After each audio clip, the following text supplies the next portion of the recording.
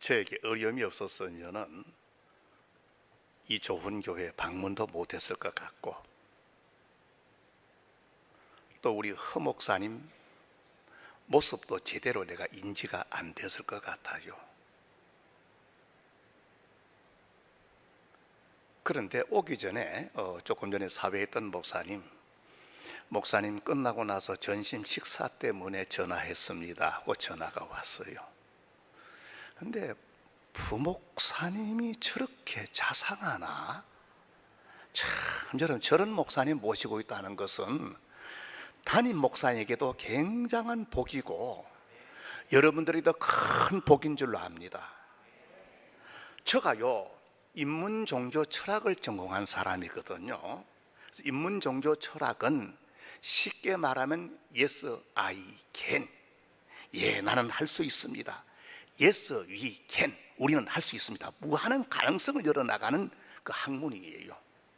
그래서 학교에서 교수 생활할 때에는 그것 때문에 다른 사람들보다 많은 내가 사랑도 받고 이랬는데, 그런 관점에서 우리 목사님을 보니까 너무 멋있어. 나는 이제 오늘 와서 보니까 내 생각보다 나이가 조금 많았어요. 난 이제 전화 받을 때는 젊은 사람이 어떻게 대화를 저렇게 구사를 하나? 꼭 옛날에 보기에는 할머니가 내 가슴 속에다가 아주 뭔가 심어지는 아주 구수한 그런 맛을 내더라고. 여러분도 그래 느껴요? 못 느낍니까? 정말 멋있어 우리 목사님. 저 목사님이 우리 목사님을 보필할 때 얼마나 멋있을까 생각합니다. 저는 원래 대학에서 교편을 잡고 있던 한 생애를 이제 교수로서 봉직을 했습니다. 그전에 내가 뭔 모르고 어느 대학 있었다 그러고 어느 교회 있었다 그러고 그냥 뭔 모르고 그냥 했는데, 그것이 나중엔 자에게 돌아올 때는, 그래서 이제 보게 되면 모 대학이라, 어쨌든 서울에는 명문대학에서 내가 인문종교철학을 전공을 했습니다. 인문종교철학을 전공하다가 사실 제가 목사가 되기는 굉장히 일찍이 됐거든요. 아마 제가 볼 때 한 40년 가까이 될지도 모르겠어요. 서울에서 그 당시에 두 번째 큰 교회에 제가 당회장으로 내정을 받아들였습니다. 목사님 그 당시에 어떻게 이 어린 것을 갖다 목사님들 얼마나 사랑하시고 좋아했는지 몰라요. 근데 문제는 우리 목사님이 재건파 출신에다가 우리 목사님이 엄부입니다. 전혀 공동의회도 거치지 않고 당회도 거치지 않은 가운데 나를 갖다 후계자로 내정을 하는 바람에 교회 안에 작은 파문이 일어났어요. 일어나니까 저는 예나 지금이나 실제는 싸움하면 나처럼 잘하는 사람 없거든요. 저 싸움 참 잘해요. 그런데 제가 예수를 알고 나서 싸움은 하면 안 된다. 여러분도 바보 같은 소리지만 한번 따라 하십시다. 싸움은 하면 안 된다. 그것이 제가 보기에는 하나의 내 마음속에 상식처럼 인지처럼 습관처럼 딱 돼 있었습니다. 그런데 보니까는 이렇게 앉아 교회 들어가는데 옛날 교회지만 그 교회도 본당 이거보다 컸습니다. 그렇게 큰 교회인데 쭉 지나가게 되면은 이 당회원들이 차라리 불러놓고 이야기하면 괜찮아. 내 뒤통수에 대놓고 나가지고 별의별 소리를 다 하는 겁니다. 그 내용은 뭐냐면, 저렇게 어린, 아직도 적별인에도 가시지 않은 적을 갖다가 우리가 어떻게 당회장으로 모신단 말이냐, 목사님 우리들에게 상의나 좀 하고 했으면. 그런데 그때 제가 조금 참았더라면 어떤 결과 나올지 모르겠는데, 그런데 제 마음속에 싸우면 안 된다, 이것이 제 마음에 딱 자리를 잡고 있었어요. 그래서 좀 바보 같은 이야기지만 저게 제 집사람 앉아있지만은 우리는 보니까 한 40년 이상 결혼 생활하면서도 아직 그걸 몰라요. 싸움 같은 거. 물론 내가 눈 뜨면은 저 사람이 꼬리를 내리니까 싸움이 안 되겠죠, 그죠? 근데 보니까 자꾸 이거 내가 이 교회에 후계자로 내정을 받아서 내가 이 교회의 당회장으로 보게 되면, 부임을 하게 되면 교회가 좀 시끄러워지겠구나, 나 때문에 시끄러워진다, 이건 안 좋거든요. 그래서 그때만 하더라도 미국은 그저 내 마음대로 왔다 갔다 할 수 있을 정도로 그 위치가 돼 있어. 그래서 그저 성급하게 사직서 한 장 써가지고 목사님 책상 위에 얹어놓고 미국으로 이제 가게 돼가지고, 미국에 가가지고는 이제 어떻게 시험을 치는데, 우리나라에서 서울대 출신들하고 나하고 전부 합쳐가지고 28명이 가가지고 시험을 쳤습니다. 그런데 거기도 떨어졌으면 문제가 달라지는데 그 28명 가운데서 나는 대구 경북대학교 사범대학 출신이거든요. 원래는 이제 수학선생이었고, 그래서 이제 보니까는, 그러니까 영어도 짧고 하니까, 그런데 이상하게도 보니까 28명 가운데 지방대학 출신은 나 하나밖에 없었어.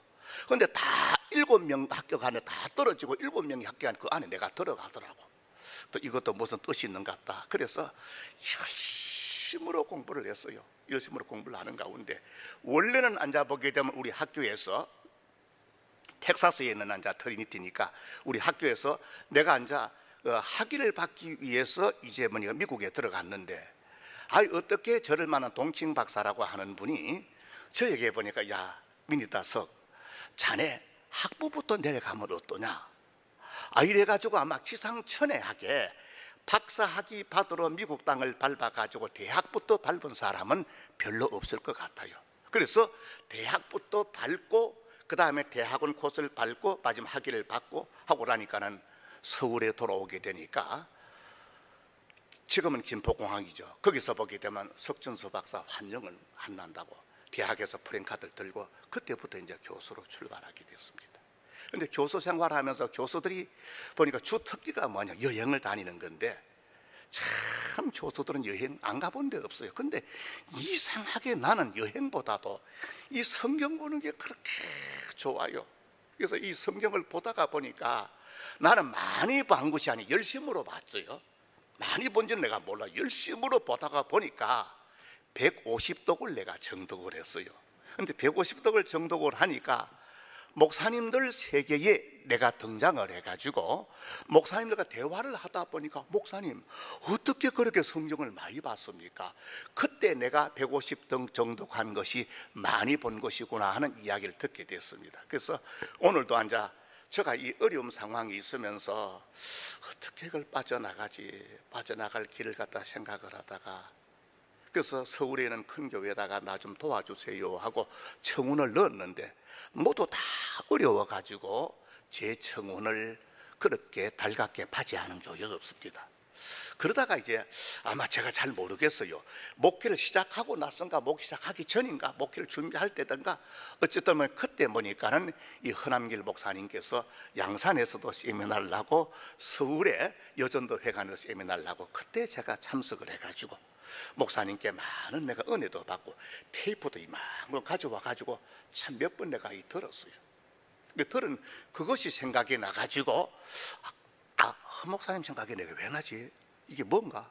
이래가지고 목사님에게 아주 보니까 조심스럽게 교회로 전화하니까는 여자분 그 사모님이 전화를 받습니다. 그래서 목사님께 연락을 할게요. 목사님 바로 저에게 전화가 왔습니다. 이것저것 묻지도 안 하고, 목사님 강단 하나 마련할게요. 그 시간 하나 만들어 놓을게요.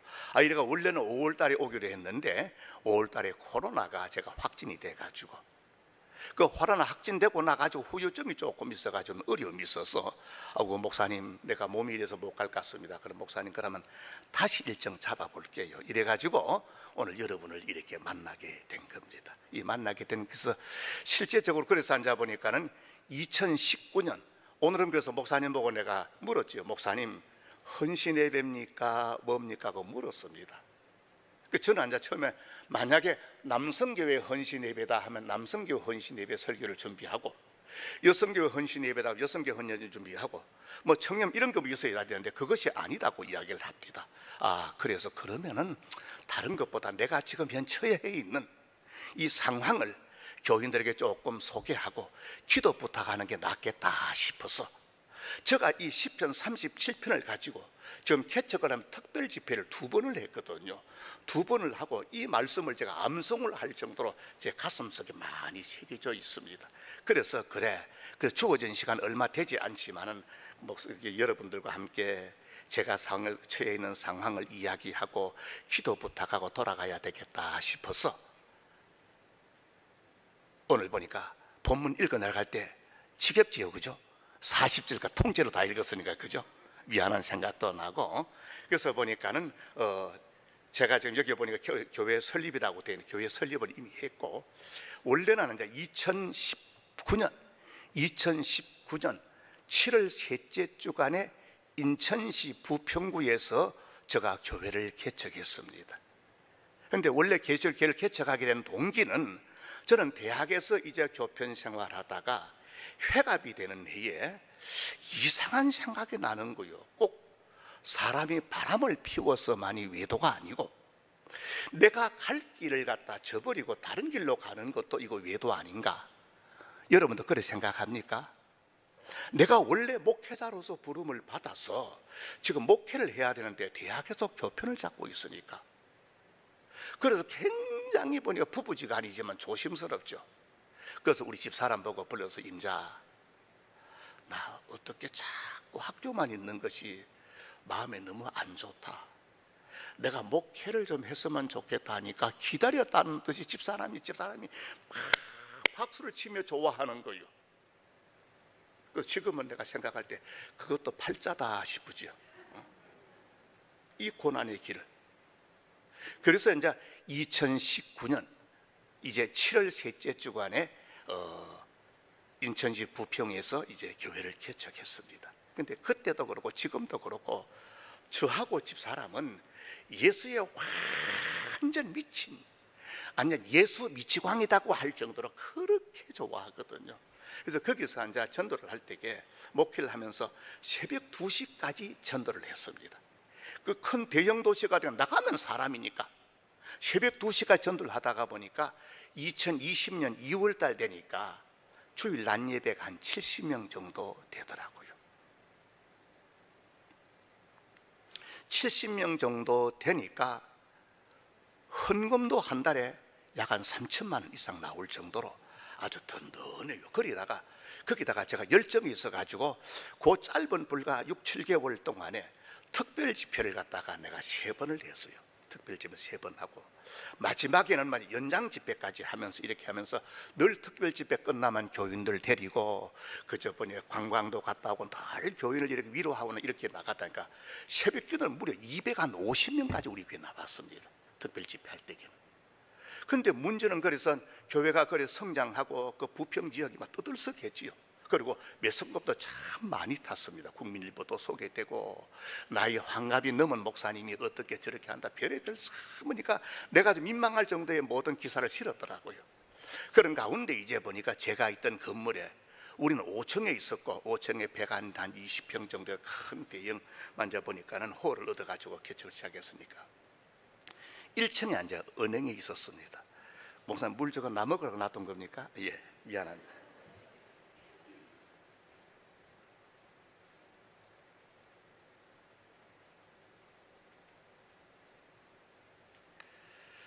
그래서 어느 날은 이제 은행 지점장이, 목사님 식사 한번 했으면 좋겠어요 그러더라고요.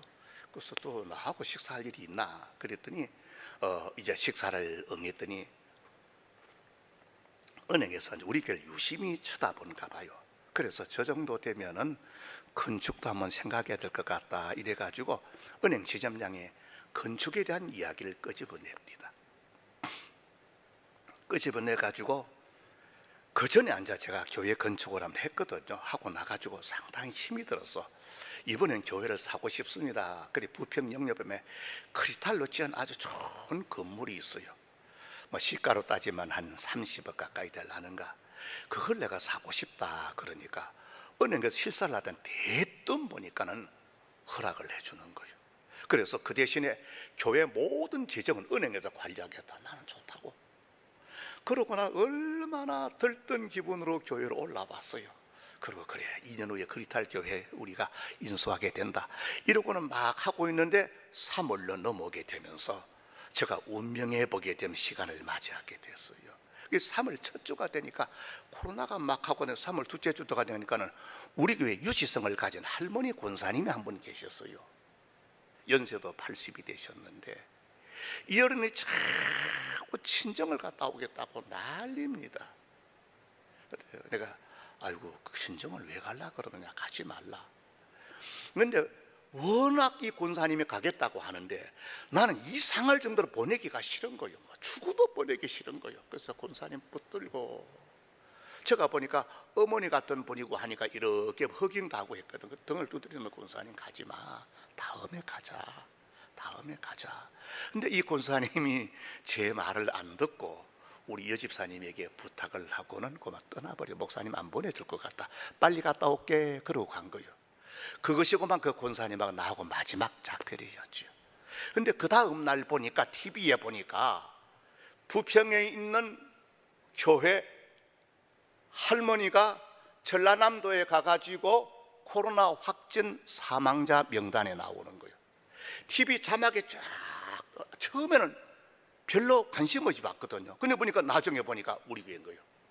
그러자 이것이 소문이 나더니 삽시간에 교회가 무너지는데, 교회가 이제 이렇게 앉아 온누리 교회 모양으로 목사님 인품이 있고 또 목회 철학이 있고 이것이 모든 것이 믹사돼 가지고 어려움을 당할 때에는 어디 벗쳐나갈 것 같아요.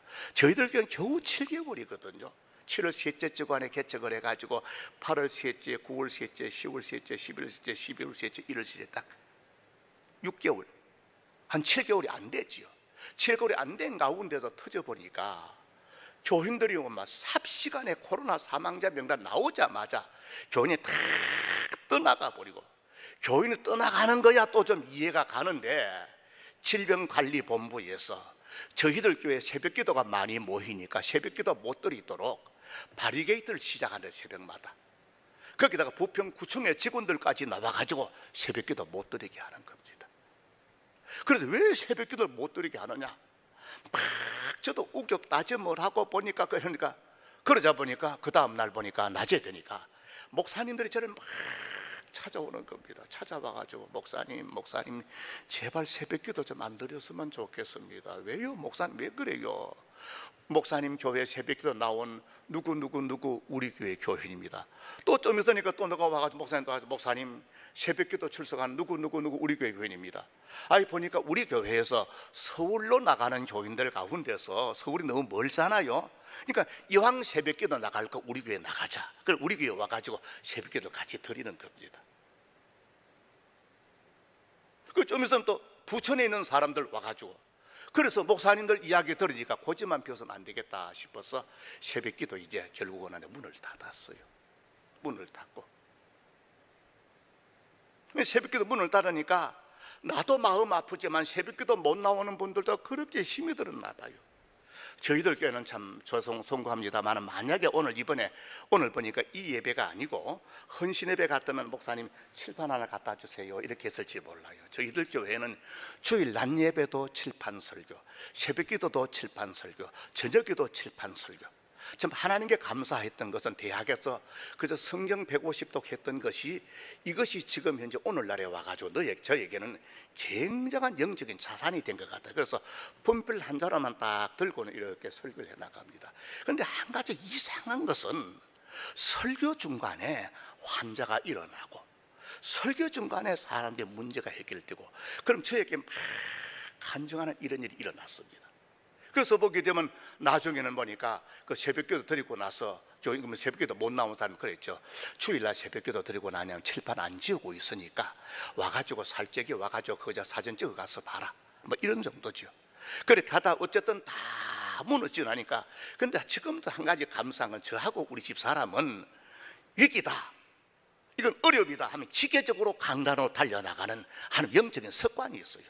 그래서 교회가 어려움 당하자 나도 집사람도 약속이라는 뜻이 강단에 들어가서 죽기 아니면 살기 기도했어요.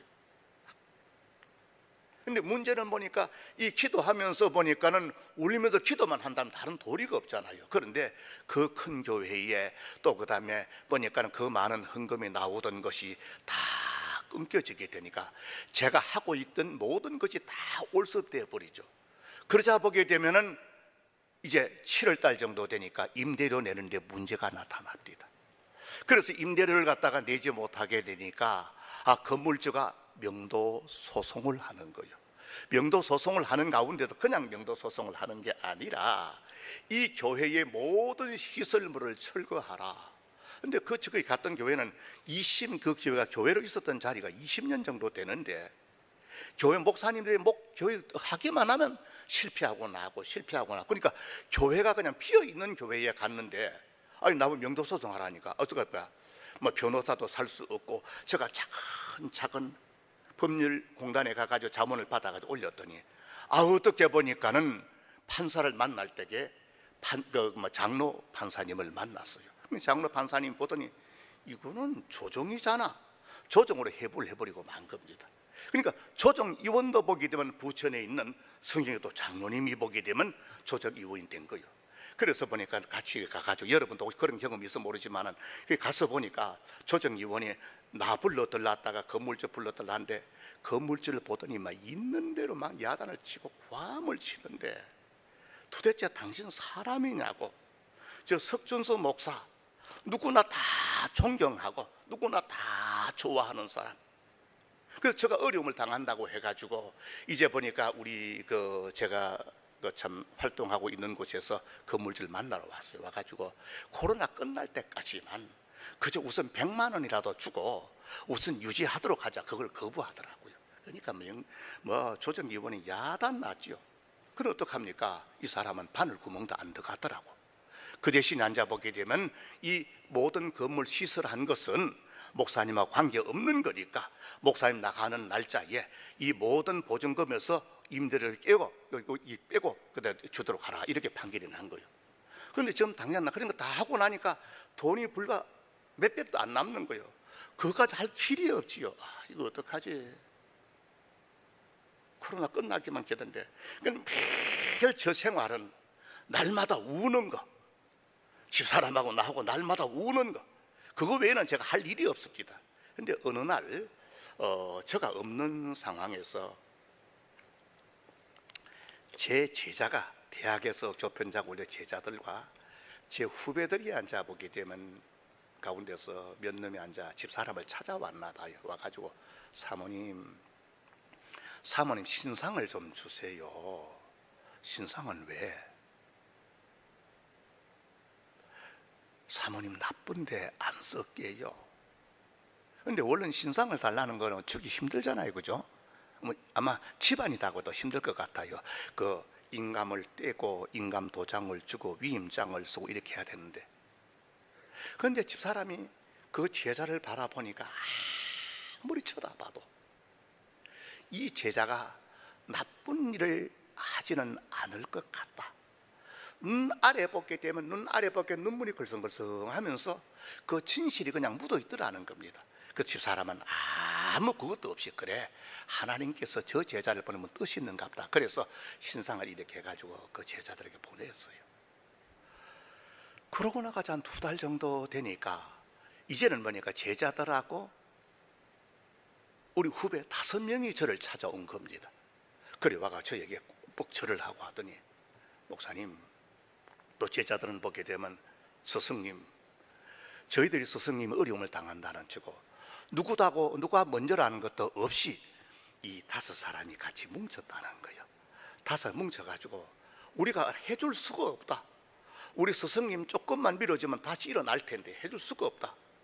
그렇다고 해가지고 코로나가 일찍 끝날 것 같지도 않다. 이 친구들이 이렇게 됐나 봐요. 그래서 이놈들이 보게 되면 나 몰래 집사람 신상을 가지고 가가지고 경매에 뛰어드는 거예요. 경매에 뛰어들어가지고 제가 지금 현재 있는 안성시 일정면 하동길 24-19 그걸 갖다가 경락을 받아가지고 이 제자들이 선물로 가져온 겁니다. 경락을 받으면은 10%는 앉아보내 법원에 바로 공탁을 해야 되나 봐요. 그 10%를 갖다 이 제자들이 다 자기들이 보니까 돈을 모아가지고 한 2천만 원 정도를 갖다가 하고 나서 이거 스승님에게 주는 저희들이 작은 선물인가 받아주고, 저희들이 지금 어려워가지고 이후로는 도와주지 못할 것 같으니까 용서해달라고. 이놈들이 그러고 이제 돌아가는. 그러나서 이제 제 집을 보니까 옛날 30년 전에 지어서 그 폐농 비슷한 그런 건물인데 짓기를 참 잘 지어서 옛날에 철골로 이렇게 지었는데 2층이 한 60평 정도 되고 1층이 한 60평 정도 되는데, 그래서 보기에 처음에는 2층에 올라가서 교회를 하려고 마음 먹었죠. 그러자 보니 비가 오니까 비가 그냥 막 떨어지는데 막 사택에 물바다가 되는 거예요. 여기서는 목회 못하겠다. 그래서 1층에 앉아 거기서 목회를 해야 되겠다 해가지고 반을 잘랐어.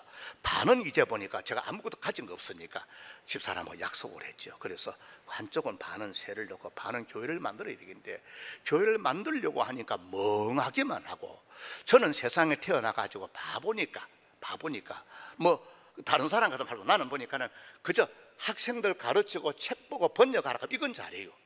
근데 망치질 한번 해보지 않은 사람이 이걸 해볼 방법이 없더라고. 그다지 나 혼자 보게 되면 내가 생각해냈던, 그래 마당이 넓으니까 시고 말 한가한 가운데다가 컨테이너 박스나 하나 갖다 놓고 개척하자.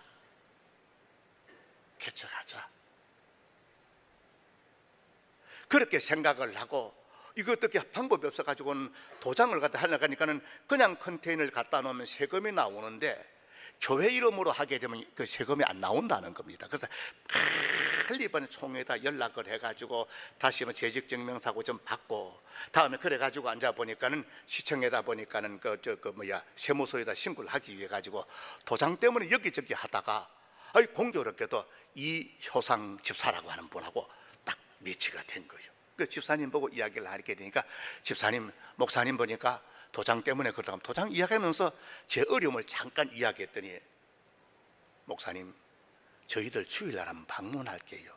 그 주일날 저희들 교회에 방문해가지고, 목사님 5시까지 끝내야 된다고 그랬죠. 아이고 큰일 났다. 내가 잘못했는가 보다. 그래서 이제 보게 되면은 교회를 갔다가 했더니, 이제 방문해가지고 지금 현재 교회를 쓰고 있는 건물이 명성제일교회 교인들과 온누리, 거기도 말이니까 이제 서울에 있는 온누리 교인들이 합세해가지고 그때만 하다 교회에서 뭐가 안 나왔나 봐요. 자기를 자비를 해가지고 건물을 만들어가 교회당을 만들었습니다. 만들어 놓고 나가지고 정말로 열심으로 하면서, 저는 앉아 다른 생각은 안 하고 집사람하고 임자, 저는 좀 바보가 되어 여보 소리는 지금까지 못 해봤습니다. 어른들 밑에 자라다 보니까 그저 임자 그밖에 못해요. 그래서 임자 2년 내지 3년만 고생하자. 그래서 그저 작년 출석 한 60명 정도만 만들면은 시골이다 할지라도 후 계좌를 세워서 생명의 물길 그 2대 목사를 세워놓고 빠져나오지 않겠느냐, 이런 꿈을 가지고 이제 교회를 시작했는데, 우리 옆에 있는 사람이, 거기 건물이 3개가 경매가 아니고 옆에 있는 사람 건물을 앉아 경매를 받아오더니, 이놈은 예수 죽이는 사람, 교회 죽이는 아주 킬러 같아요. 우리 교회를 갖다가 어려움을 지었는데 상상도 못할 정도요. 그리고 이 친구가 와가지고 우리 교회 좀 불법이 있는 것 같다 이래가 30년에 지은 건물이니까 이걸 갖다 시청에 민원을 넣어버렸네. 근데 건물 전체가 다 민원에 다 걸리는 거예요. 천장도 걸리고 제 서재도 걸리고 모두 다 걸리니까 이걸 다 헐어내지 않으면은 약 한 달에 1년에 한 2번 정도 700만 원 정도에 이제 보니까 벌금이 나온다는 겁니다. 이거 어떡합니까? 그래서 어쩔 수 없어 가지고 시청으로 달려가고, 시청에서는 뭐 또 다른 길이 없다라는 겁니다. 그래서 여기저기 하다가 건축사를 갖다가 사무실사 가지고 꼭 문제가 있을 때에는 그 뭐라고 하지요? 그거 문제가 있을 때에는 변호사 선임하듯이 건축사 선임해 가지고는 적법과 절차를 받아가는. 근데 절법과 절차는 이제는 돈하고 싸움이잖아요. 근데 이 전체 다 하느니까 약 한 2천만 원 이상 들 것 같은데, 근데 그걸 하나는 지금까지 메꿔 나가면서 가는 거예요. 근데 문제는 보면서, 그래서 그 사람이 그렇게 못된 짓을 해도 이상하게 그 사람이 믿지를 않고 불쌍한 거예요. 그렇게 불쌍할 수가 없어요. 그래서 날마다 눈만 뜨면 하나님 저 사람 잘 되게 해달라고. 그리고 내 마음에 만약에 저 사람을 향한 미움이 오면은 목회는 그만둬야 되겠다.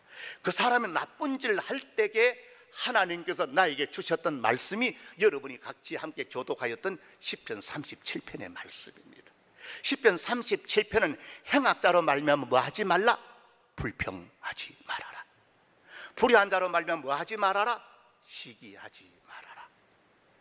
그러면서 보게 되면은 다윗이 뭐라고 하면 5절 말씀에 와가지고는 내 모든 것을 하나님께 맡겨라. 그러면 그가 이루시고 이 말은 막 내 가슴에 전율처럼 다가오는 거예요.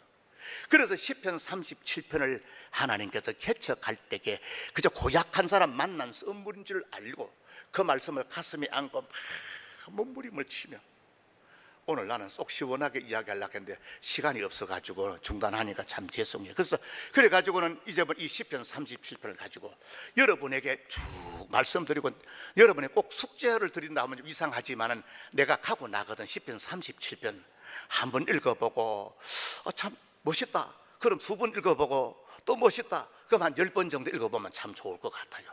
시편 37편이 인생을 살아갈 때 어려움을 만나도 어떻게 풀어나가느냐. 저는 이 시편 37편 작년 연말부터 이걸 하다가 1월 1일이 되면 나는 꼭 집사람에게 다이어리를 선물하는 습관이 있거든요. 그 다이어리를 집사람에게 선물하면서 거기다가 제가 남편으로 멘토를 딱 하나 주었습니다.